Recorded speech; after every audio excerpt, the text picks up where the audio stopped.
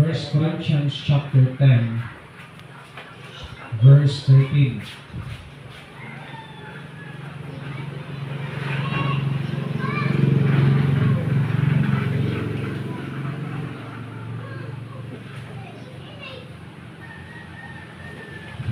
First Corinthians chapter 10, verse 13.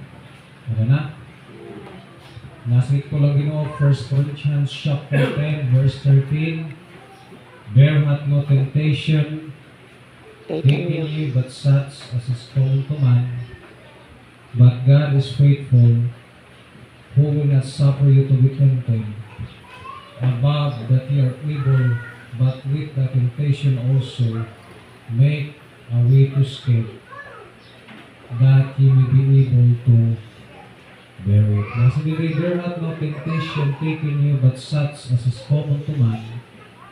But God is faithful, who will not suffer you to be tempted above that ye are able, but with the temptation also make a way to escape, that ye may be able to bear it. So, atong Sunday school is about temptation. Last Sunday, ating naskutan